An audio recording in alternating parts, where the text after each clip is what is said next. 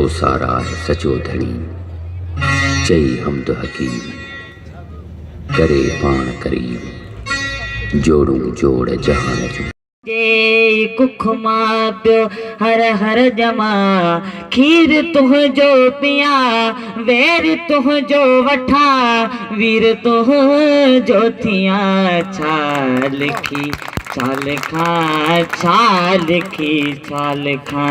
सरापा एहतजाज आया सरापा एहतजाज आया सरासर इनकलाब आया मां तुंहिंजी सिंध धरतीअ जी हिसाबनि जो किताब आया करां थो को मसारीअ लाइ करां थो को मसारीअ लाइ सरासर इनकलाब आया। सकाफ़त जे ॾियारे जे सिलसिले में गुज़िरियल राति न्यू सेवा भरिसां मेहरान नेशनल हाईवे ते मच कचहरी थी गुज़री। मच कचहरीअ में सकाफ़ती रंग उछड़ी पिया छा लती वॼी वाई सां मच कचहरी शुरूआत थी जेका शिराज़ भाणू जो ऐं अब्बास शाह चई।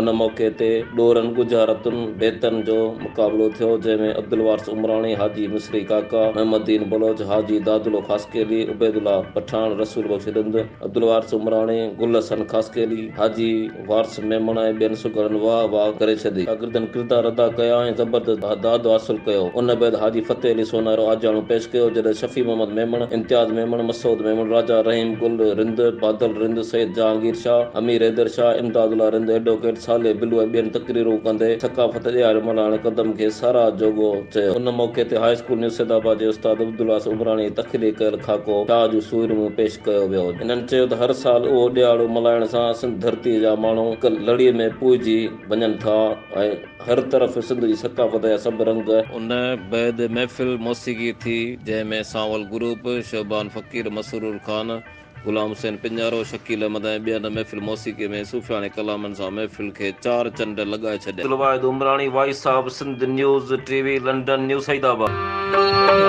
वक्त ही जोगी जागा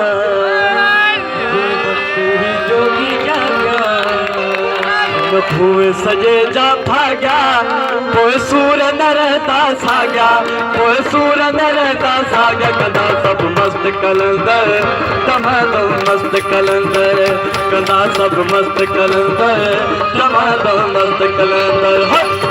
जंहिं वक्त ही जोगी जाॻिया जंहिं वक्त ही जोगी जाॻिया हिन खूह सजे जा भाग्या पोइ सूर न रहता साॻिया पोइ सूर न रहता साॻिया कंदा सभु मस्त कलंदर तमामु मस्त कलंदर।